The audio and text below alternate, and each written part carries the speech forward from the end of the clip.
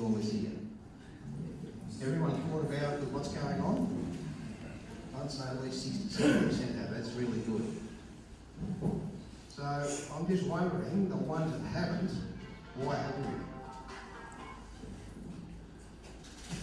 Dead silence. Because I know you're on a little point down here, way out in the middle of nowhere, but everyone's going to get ember attacked if anything happens. That's our main concern. If it gets in the bush out around the back here and heads around the coast, well, it's going to impact a lot of this. Alright? I know I got a little bit of flack I heard back from last time about, no, you don't go down to Dawson's Cove. I still stick with that, because it's too dangerous. Okay? Everyone's wanting to, after the last meeting, everyone's wanting to hook up their boat, head down there and put it in the water. Well, you've got 50, 60 boats and 100 odd people. There's going to be punch-ons, there's going to be pranks, there's going to be accidents, everything's going to happen. So the best way is out that way if you've got time. Other than that, stay in your own property, stay in your own house, especially if it's away from the bush. What I want to know is, what is your trigger? What's going to trigger you to do something? Is it going to be a really stinking hot day? Or we're just going to say, oh, well, if it gets hot, we'll think about it or whatever. You really need to really think about it hard. Because a lot of people don't worry about it until it's too late, unfortunately. And touch wood, this year so far we have 4 deaths in our fires here just in this area. Unfortunately, 2 of those have been firefighters and 1 chap following a dozer around, which is very unfortunate, but it's better than what we had in 2009, 170 odd. So that's why I'm looking here at you people today, thinking that if I want to come back to another meeting here in another 12 or 18 months' time, because we're having fire season again, I want to see everyone's face here. I don't want to see anyone that's been injured by fire or killed. Okay, so we've got to start looking at our fire danger rating here. My concern, my point is that when it gets up to very high, we're up in the low to mid 30s some days, and that's when we really need to be saying, well, it's getting hotter, we need to be doing something else about it. When it gets to extreme, you should have already acted. Okay?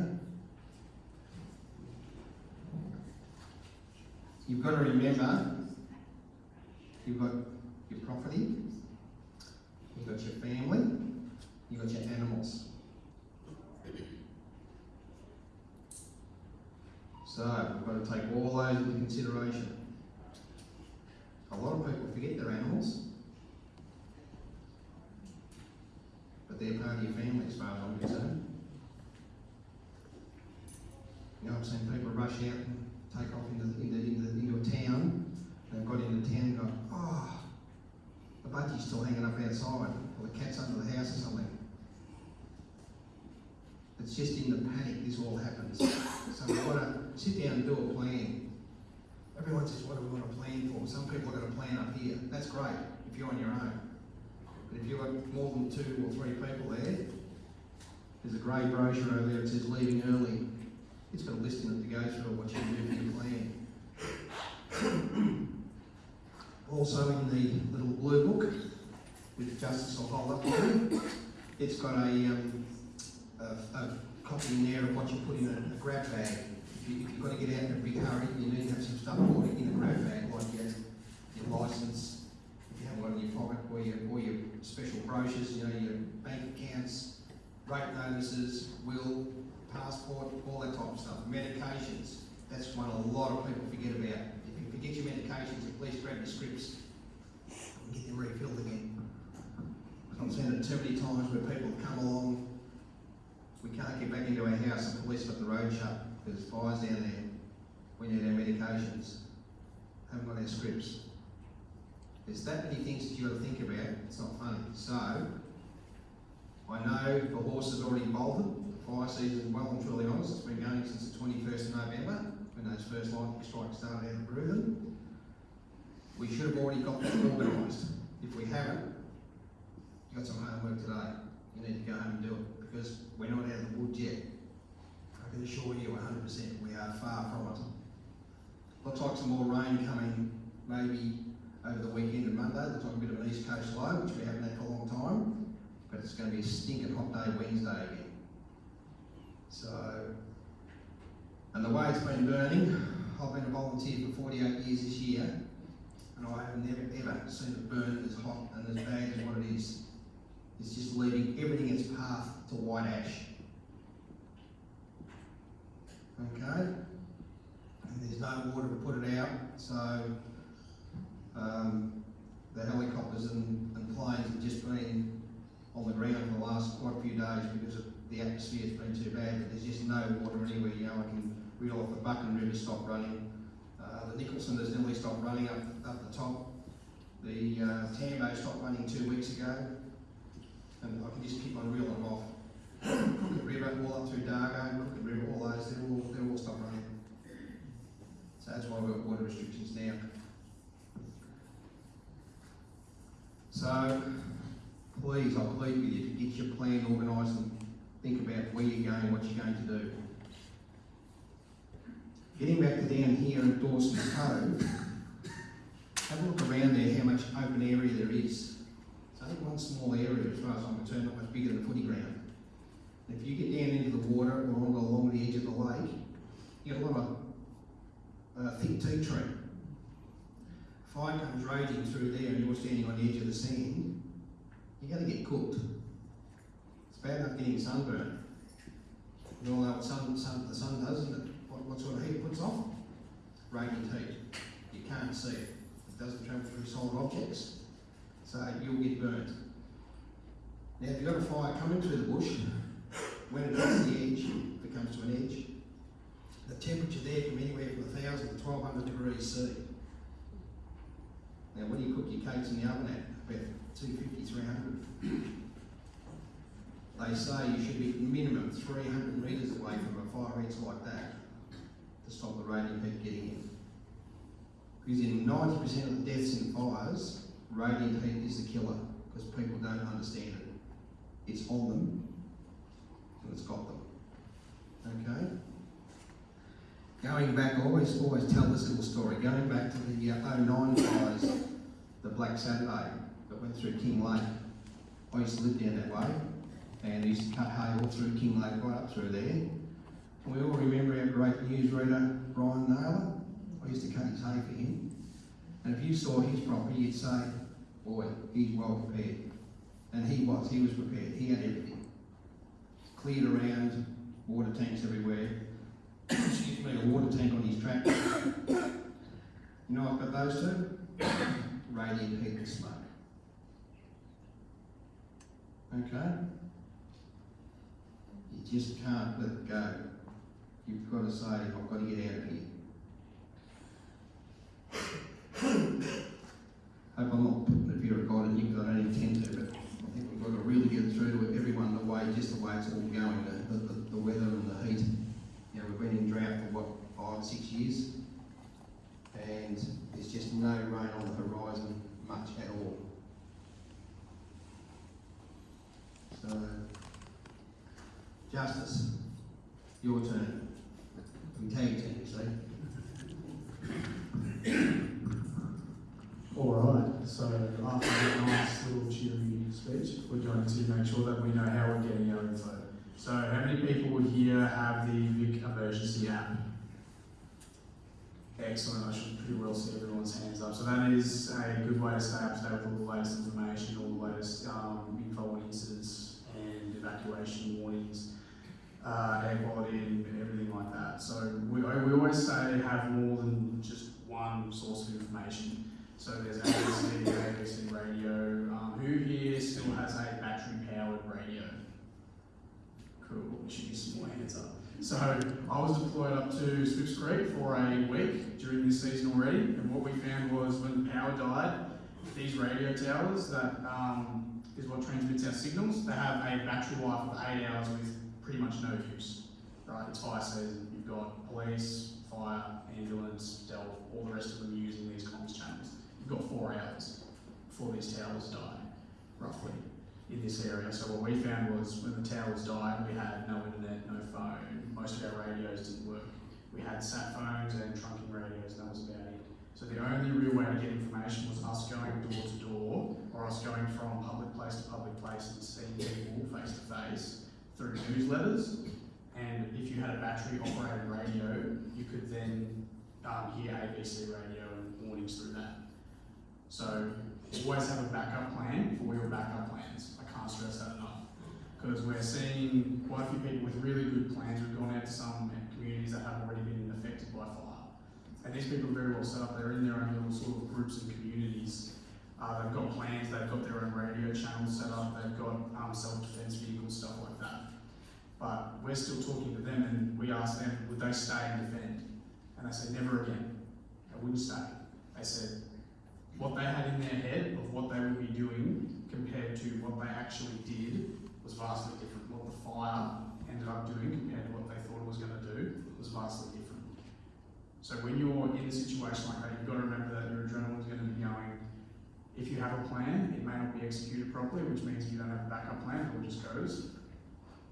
And you might be working, if you are defending, you might be working, say, a 12-hour shift defending your property. From when you're getting ready to when you're finally able to have a rest. So we highly suggest that you consider leaving early. The safest thing to do is just be there when it comes.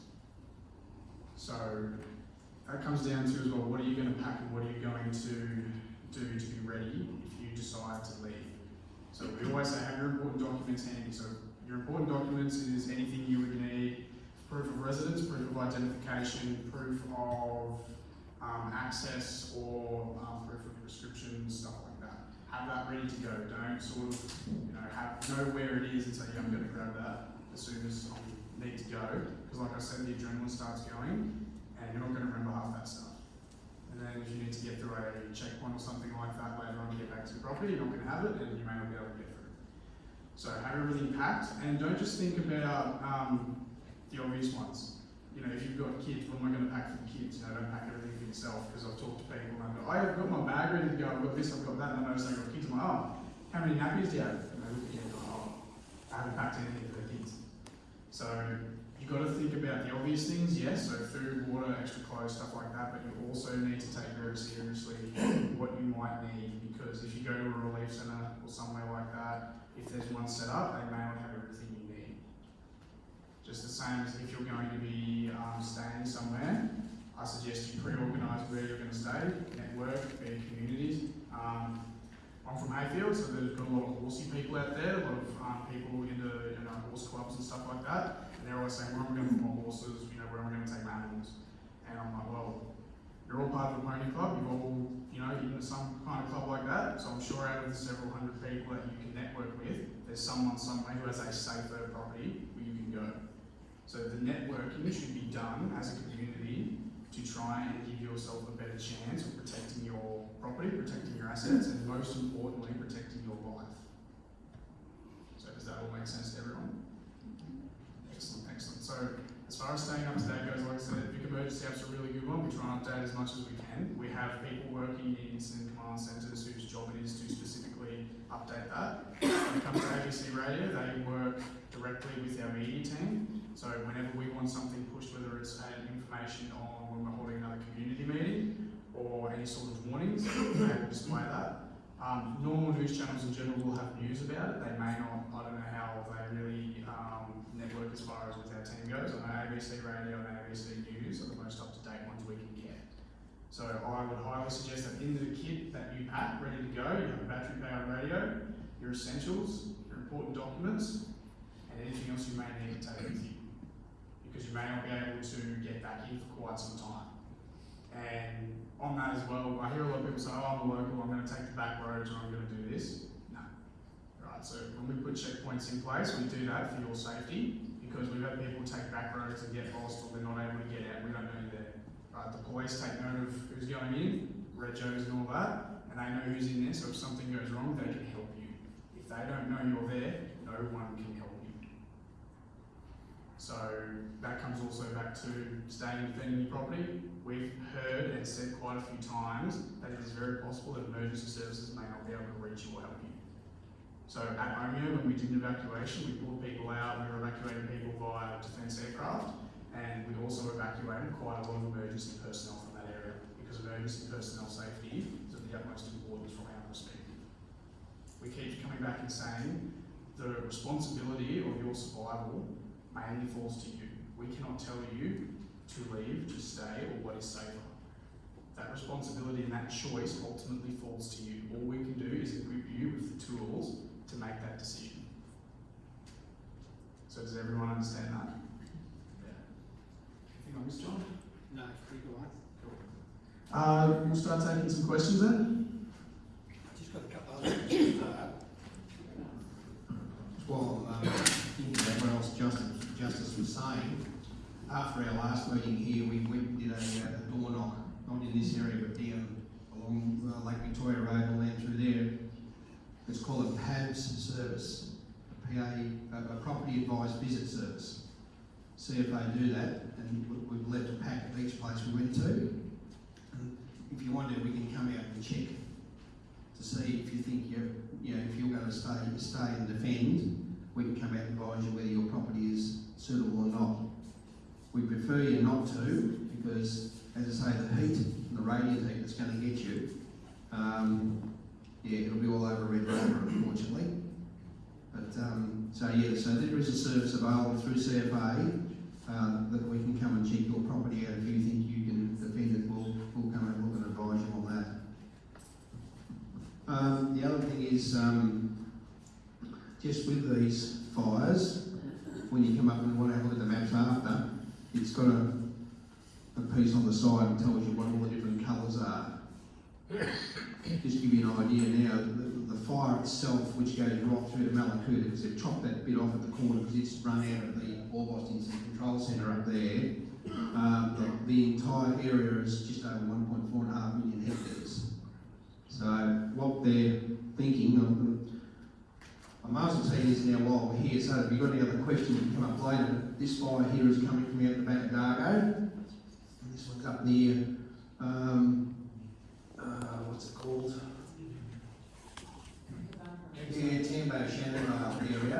They expect over the time these two fires will meet, and eventually it's going to come down and meet this here. Okay, there's no doubt about that. There is just no way, unless we get significant rain now, there's no way knowing these aren't going to meet. So they're trying to put all these strategies into play to try and stop them getting down any further. And their worry is, we've got, sorry, I'll put the glasses on so I can see. It does help, all old age. We've got here Bullawall, Mount Taylor. Their worry is that if it spreads this way too far to the west, it's going to give it a bigger area for it to come down and attack around the back of Bairnsdale, which can come around here and through into this area down here, and that's what they're worried about. And that's why they're putting all these lines in, although some of the lines aren't making much difference. So I've got a mate that's on the dozer up at Buchan South. And they tried to do a little bit of burning off the other night to control the line. They put in 8 dozer widths of bare earth. Bloke walked up with his lighter, and as fast as he lit it, it just went off like a cracker. And 10 minutes later, they run around the dozer behind because they'd already jumped the line. So it's just showing you how dry it is. Now, down here, you would have had some leaves and stuff landing around. You remember a few embers landing around over the period of these fires so far? Yes? No? Yes. No, yeah, Burnt ones. you just burnt ones, yeah. But you've been pretty lucky then, because we've had a heap at Lakes Entrance. Our lawn was black there for a couple of days. So you've been pretty lucky. Look, it's all cold. It's when the fire gets closer is when the bigger bits start landing. And they're the bits that we worry about. Okay? Not frighten you anymore?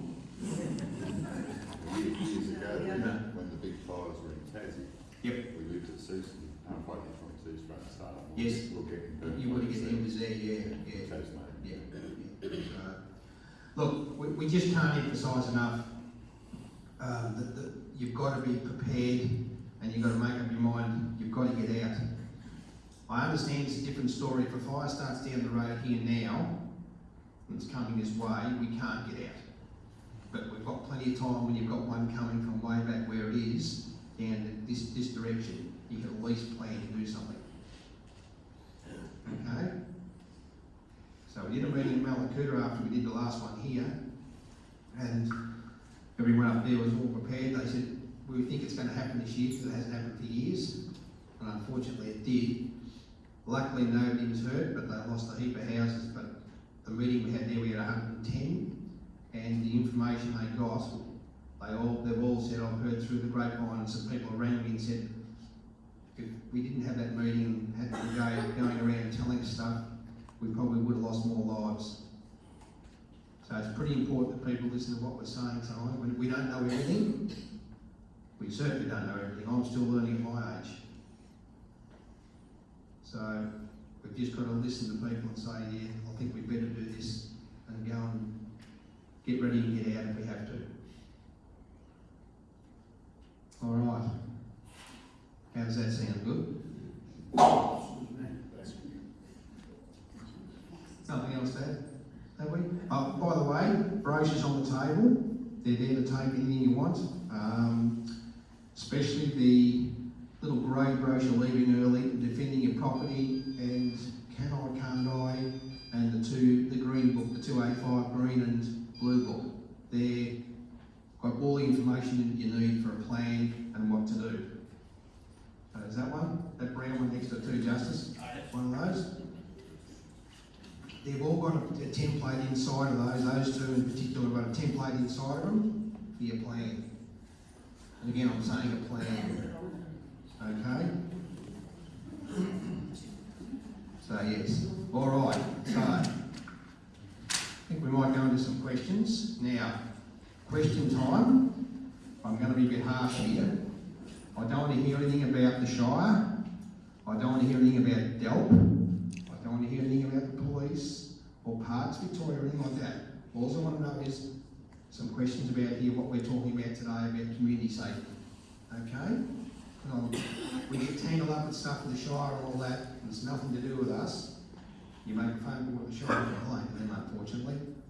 Whether they get back to you on some other thing. But if there's a question I can't answer today, I will take your name and I will get the answer and I will return it. Okay? Got a lady down the back. Okay, so you was talking about the access to water, and we've seen the coppers go over with their buckets. Yes. It could be a stupid question, why can't we access the lake water in seawater?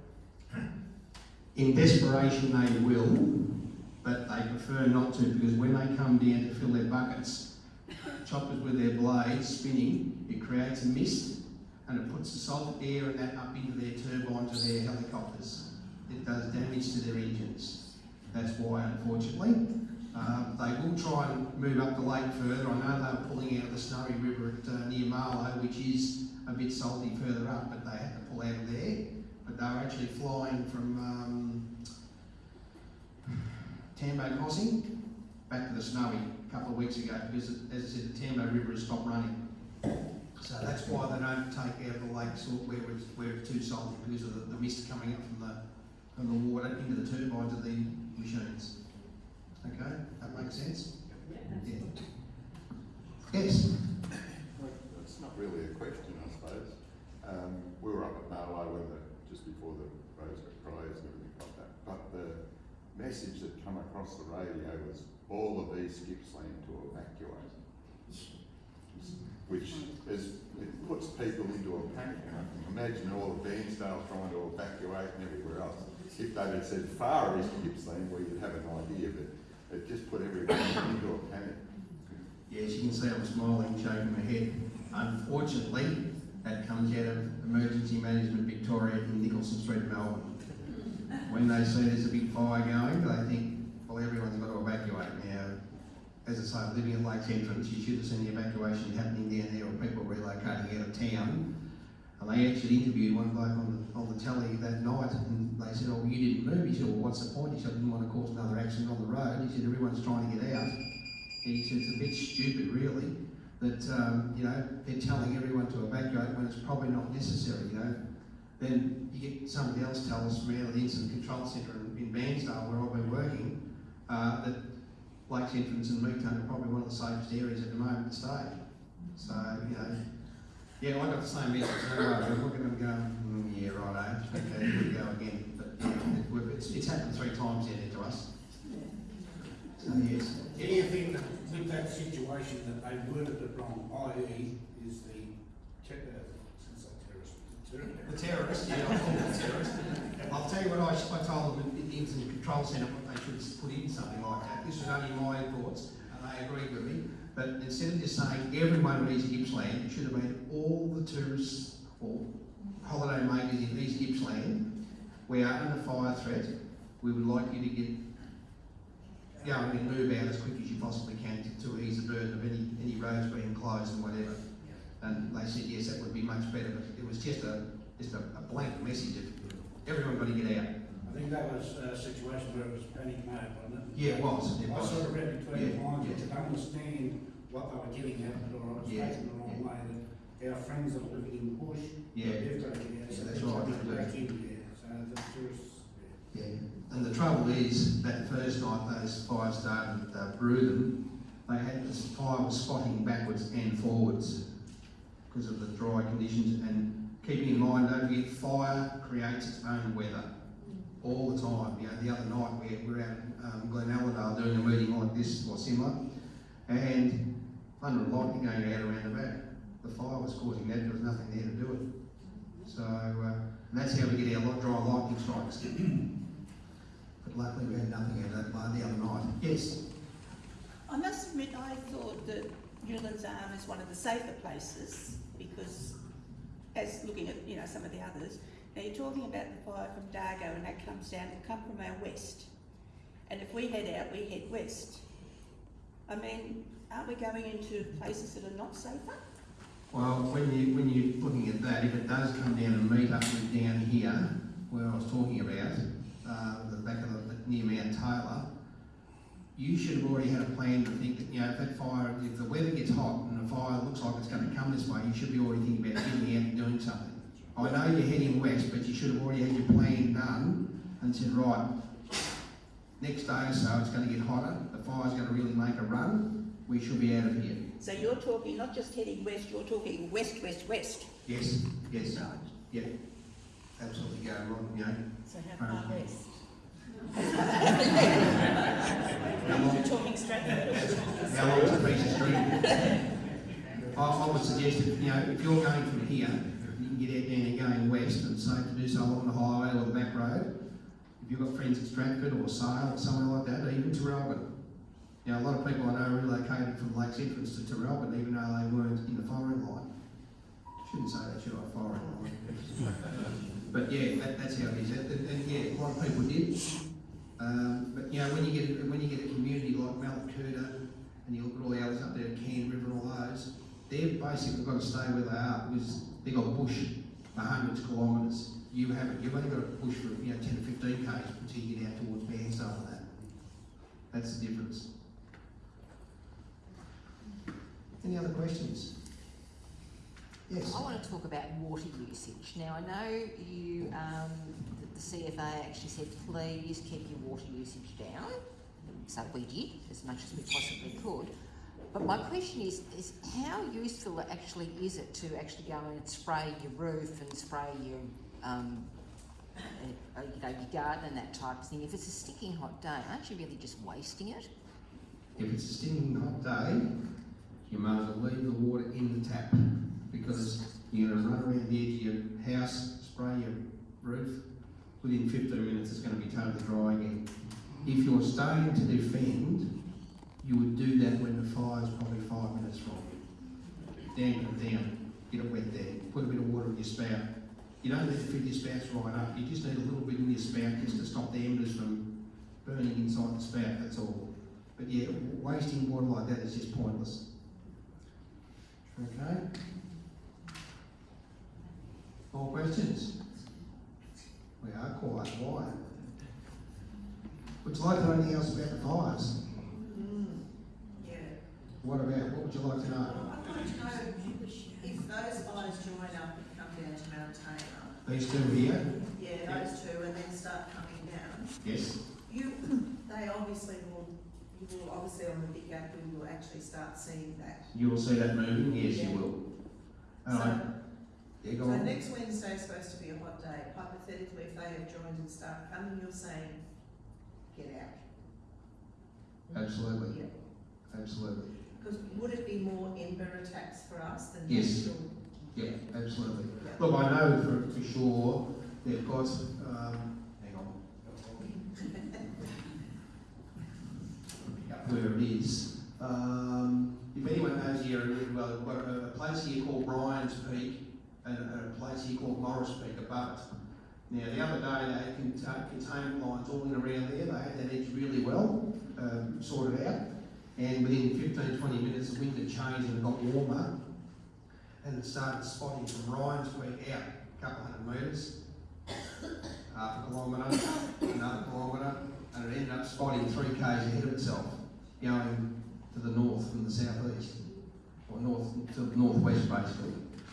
What they've actually done, they've got a track running, those trails, fallback lines as we call them, across here, up here, and they're coming in across here to try and they've got another one going from here at Brookville up towards this one here. They're hoping to be able to contain and control them in between the lines and bring it in, feed it into here so that it doesn't come down this way anymore. Because Dargo's a fair bit of area around that was burnt last year, and there's just absolutely no water there at all in Dargo area, because last year when we were up the Crooked River Road, all the rivers were dry up there then, which was late February last year. Then you've got all this unburnt area around here through Castleburn, the Mitchell River National Park and all that. And then it comes in here where they've got a few, you'll see if you come up and have a look, there's some hatched area onto the white. The white is all private land. There's been some burn-offs back in there over the last 12 months. They're hoping if it does come there, they can stop it from coming any further. But the problem is the ember attack. And now people think that embers don't go very far. Well, I can assure you, they can travel 50, 60, 70 k's or more, depending on how the weather is. Because what happens, you get an inversion up the top, the smoke's going up, it's getting harder and harder and harder, and all of a sudden it'll push through the inversion and creates like a big funnel. And just sucks everything out and sucks everything up, and that's why the fire takes off again. And that's when you get all the embers that takes it up through the inversion layer, and it can take it for many, many k's. Many k's. Yes? Painesville in as well, and obviously Granite Island. Everyone will be the same, be in the same boat if If that happens. that happens, yes. Yeah. What are the different coloured areas on the map, such as green, blue, the white? Yeah, the different coloured areas is the progression of the fire. So we start off with the blue, or the purpley colour, which was down here in this area, the few purpley bits. They were the first lightning strikes on the 25th of the 11th, 19. And the black one is the current burnt area, which is still going now as we talk. Okay. So you can see a few areas where this piece here made a run from Tambo Crossing down into the back of Bruce and at Ramrod.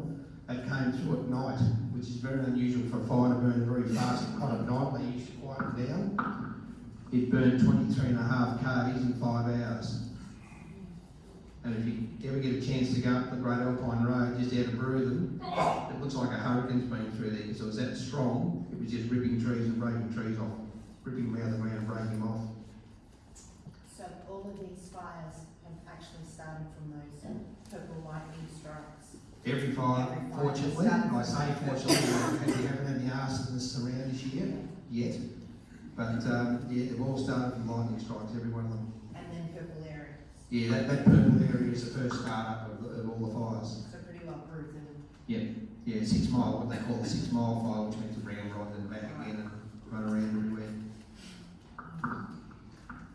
The road out west, is the back road for sale as good as the highway?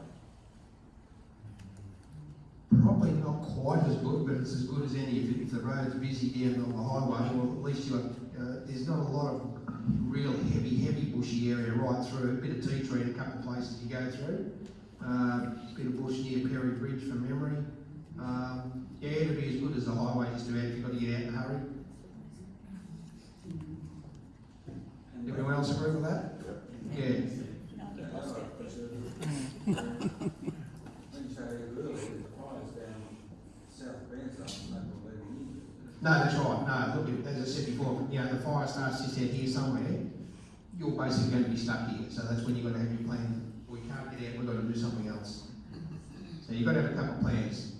Basically, one, yes, we can get out because we've got a big fire coming to us. Two, we're stuck here with a fire started near us. So what are we going to do? So that's when you've got to be prepared. Probably the only consolation is, depending on the day, it's not going to be as ferocious as what we've got here, hopefully not, because it's closer. It hasn't got steam up to really get going. Not saying that it won't, but yeah, at least you've got a half a chance to do something if it starts close handy. Sorry? Yes. Looking over there. We don't have natural gas here at Newlands Arm, so a lot of people actually have LPG tanks for lots of different reasons. I also know a lot of people actually have diesel engines and diesel fuel stacked away and all the rest of it.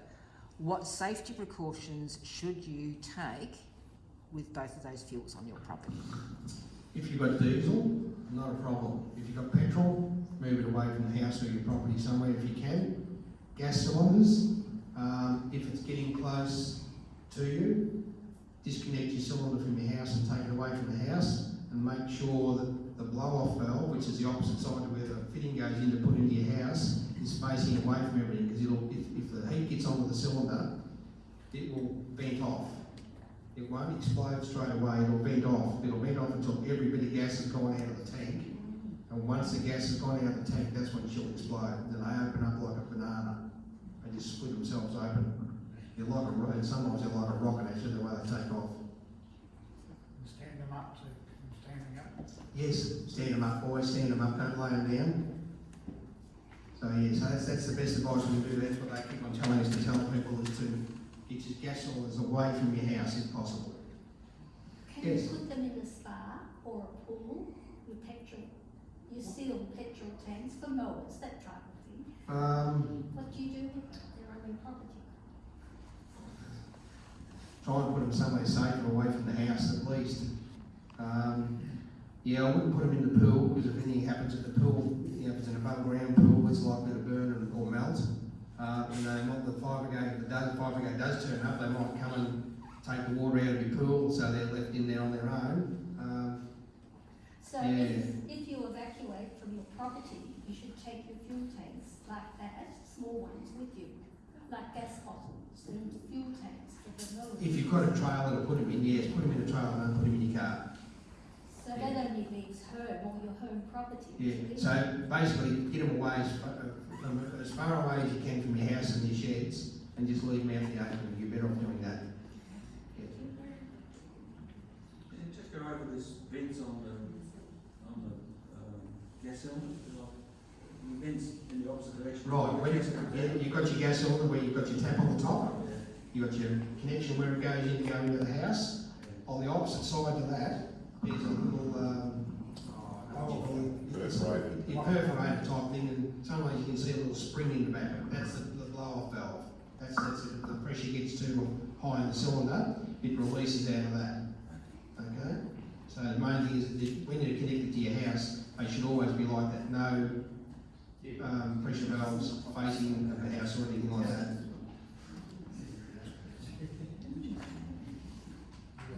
Okay, any more questions?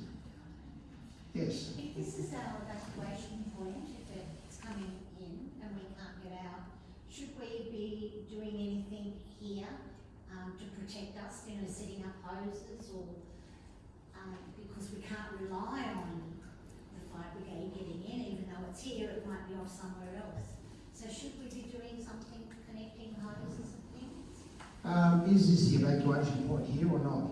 I believe so. No, it's not. No, it's not.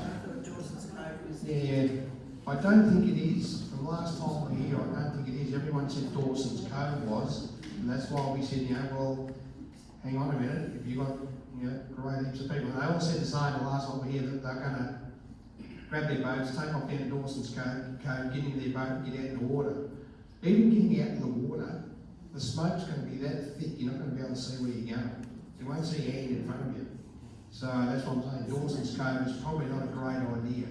So here would have to be. Well, I don't know. Might be able to... Newlands Arm does not actually have an official evacuation point at the moment. Okay, did you hear that? No. Newlands Arm doesn't have an official evacuation point at the moment. It's to go to Beanstone. Yeah, That's exactly right. Yeah, go to Beanstone, that's it. Yes, if you can get out to But if you Beanstone. can't get out, that's my.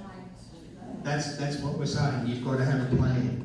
You've got to get your plan organised of what you're going to do, whether you're going to stay or where are you going to stay and how you're going to do it. Okay? John, I might have something to add if you like. Yeah, go for the Yeah, question. yeah. Thanks. Hi everyone. Just further to what John has spoken about, I guess to emphasise, we've got evacuation, but we've also got leaving early and different ideas and different concepts. Okay, so what we're asking the community members to do is to leave early, and part of that is to know when to do so. And John mentioned earlier today about knowing the trigger to leave. So what John's got here is the fire danger rating sign. Okay. Does anyone know what the fire danger rating was for today? Okay. And John mentioned we've got a potential spike in fire danger coming up on Wednesday. So it may well be that it could be high, very high, or in parts of Victoria it may well be severe on that day. So what we encourage you to do is use the fire danger rating as a trigger to leave and to know when to leave early. Leaving early is leaving either the night before or very early of the morning of a bad fire day. So we're asking you to leave the area completely so that we don't have to be in a situation where we're looking for a place to go in the last minute when there's potentially fire in the landscape. Okay? So we don't have what we call a neighbourhood safer place. It's a place of last resort. We don't have a designated place in this specific area. And they are places of last resort only. So, and part of what we've already seen in these bushfires is we're encouraging community members to leave early and to get out of the area completely. And it may well be that you go to Bairnsdale. So Bairnsdale would be a location we would recommend that you leave early too. It has built up areas. It's going to provide a much greater level of safety. It has an urban area. There will be public areas that you could go to. There may well be a shopping area that you could go to. It's going to give you a greater level of protection than an area that, of course, as you can appreciate, has limited access and egress here. We've got a foreshore, but we don't have great opportunities to get out of the area if there was a fire that started. So, I guess the question I might ask of community members is, what's your trigger to leave? Do you know what fire danger rating you would actually decide to leave early? Yes? So if the fire danger is very high or severe, we've got to be specific on the areas that have got to leave. So if they said out of Sarsfield that it's very high or extreme, you're saying to leave on that day. But we here, should we leave on that day, even though the danger's a fair way away? So that's what they said about that it comes over the radio, everyone in East Gippsland evacuate, where it's not specific on where people should evacuate. So the messaging that went out to East Gippsland was about leaving early. So they used something called the emergency alert SMS, so people were receiving messages on their phones and their landlines in targeted areas based on the locations they were to say, get out of East Gippsland now while you have the opportunity to do so. Because they foresaw that the fire danger was going to be extreme, potentially in some areas, and it was, and of course the fire behaviour that John's been talking about has been because of a result of those conditions that we've seen. So what I could say is your trigger to leave is going to depend on your individual circumstances. So, for example, just to give you an idea, under Code Red conditions, homes are not designed or constructed to withstand those conditions. Under extreme conditions, only if the house has been typically modified or constructed or designed to have things like sprinkler systems, to have modifications to the home, it's able to be actively defended by people that are healthy. You've got the capacity, you've got things like fire pumps, you've got things like water tanks. Being absolutely prepared to do that, only on those situations, really what we're saying is, should you contemplate staying and defending? And so under the extreme and code red fire danger, we expect those fires to be uncontrollable. Is that fair to say, John? Absolutely, 100%. Under severe conditions, they may well be uncontrollable as well. So what I would suggest is, I can't sort of specifically say to each of you as individuals, you should leave under this particular trigger, but what I would encourage you to do is, when it gets to severe, that should be where you're considering leaving early. Severe and above. Generally speaking, under the lower fire danger rating, low, high and very high, it's more likely that those fires will be able to be brought under control, or at least contained. However, that's not guaranteed either. And as John was saying, even just, for example, last night we had increased fire behaviour where there was evacuation requests that were going out. We had emergency warnings going out in northeast Victoria again.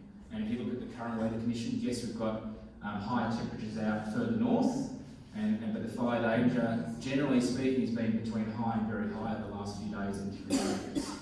So we're still seeing the fire behaviour being quite severe under those lower fire danger ratings. So look, there's 4 of us here today, so we're more than happy to chat to you individually about your trigger to leave, to talk to you about fire danger ratings in general, to talk to you about defending your property potentially, what to do when you're leaving early and things like that as well.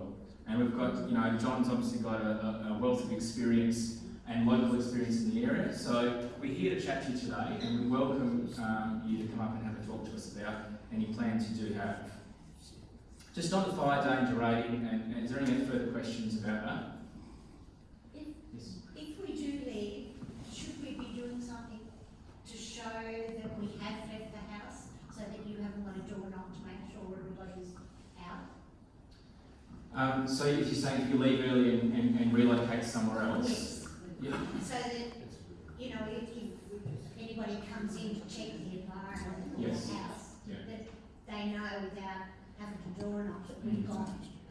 Yeah, look, what I would suggest is, first and foremost, I would let someone else know that you've left. So perhaps it could be friends or family, and then potentially, given the situation, if there is bushfire in the landscape, I'd suggest registering with Red Cross, especially if you're not able to return. And that way, under Red Cross will have a record of where you are, and then they can then provide information to police and other emergency services, so there's a way for us to know where you currently are. But first and foremost, I'd suggest just letting friends, family, anyone that you can trust to let you know, so this is my plan, I'm going to leave early, I'm going to, you might be staying with friends, you might be staying with some family somewhere else, you might be going to a public area, for example. So yeah, I think it would be a good idea to do that, just so that, as Justice talked about earlier as well, about knowing where you are. We can't help you as individuals if we don't know where you're at. Okay? Yes? So, this fire behaviour, it's been said that this is the most untypical, unpredictable fire that's ever happened. And we're only just started like November. What do you foresee for February when that's supposed to be our hottest time? So with these fires, where do you predict that we might be? So there are outlooks. So this is what we call a seasonal outlook. There was an update to that was released a few weeks back now. And what that says is they look at the potential for fire in the landscape. And that was essentially saying that in parts of Victoria, which include pretty much the majority of where these fires are today, they were basically they said that they had above normal fire potential. All right, and that means that there's going to be obviously a lot more activity. The potential for severe fires was there, and it's proven to be the case. In other areas of Victoria, the potential for fire is what we would expect for a normal season, the average season. But these conditions, what we're seeing here, they are unprecedented in many respects. And I think, as John said, to have his experience, say, in 48 years, he hasn't seen anything like that, I think is testament to that on the ground. Yeah. So I guess, look, in terms of the outlook moving forward, as John said, we've got some rain coming up potentially in the forecast. We never really know where that's going to fall. The rain we had the other day and the thunderstorms that went through central Victoria, my understanding is we had up to about 5 mil of rain that actually fell on some of these fire grounds, and yet some other areas of Melbourne and Victoria were having in excess of 50 millimetres of rain. Unfortunately, the really large rainfall, those falls weren't necessarily, in the places we needed it most. And of course, with thunderstorms, we tend to get more variable rainfall. We don't have, widespread, slow, gradual rainfall. We tend to get larger falls in localised areas. We obviously would hope for rain in the coming days and weeks. However, based on the last few years, in the fire seasons that we've had, we've seen fire activity right through to the end of March. Okay? So, and as I said, the prediction at the moment is still that there's above normal potentially in large parts of Victoria, which include East Gippsland, the northeast areas, up along the border, all the way down to far East Gippsland. So we've literally got now 5 seasons in a year. Summer, winter, autumn, fire. Yeah. We have seen that. Yeah, absolutely. You just look at some of the storms we had the other day, and some of the flash flooding we've experienced as well. John, did you have anything else to add? I mentioned about, we're talking about leaving early and what have you. We're talking about staying and defending. Just listening to what some of the firefighters have been saying coming back from the fire front in the last few weeks, is that they haven't heard like it is out in the bush. The fire is roaring through the bush. It's like a steam train coming at you. You can actually hear the roar. Now, people say that they're going to stay. Yep, we're right, we're going to stay. We've got our pumps, we've got this, and we're fit, we're going to look after the place. There's one thing a lot of people forget about. When it actually hits your mental stability, it hits you and then puts you into panic mode and you do stupid things. And I've heard over the years of a lot of people that have done that have tried to save their property and it's really affected them badly because they didn't realise what it was going to be like. Okay? Just on that note, our son went to fight the Gaffney fires in whenever they were, I can't remember. He went up there with water and everything for the community because he's got a little hut up there. And he's only in his early 40s and he says he will never ever stay again. Yeah. He said it was the most horrific thing he has ever been through. He's got a place out at Jindavick when the fires went there through earlier in the year. He packed up and went. He said, I ain't staying because it is horrible. Also the fire, you probably know, sucks the air out, so you have no air to breathe. No oxygen. That's it. Yeah, I can even add to that, one of our local blokes at the district office in Bairnsdale, one of our operations officers, or he's now, they call them commanders now, he's got a property out at Sarsfield where he lives. He defended his property, and I saw him 2 days ago, and I said, how'd you go? And he said, yep. He said, but guess what?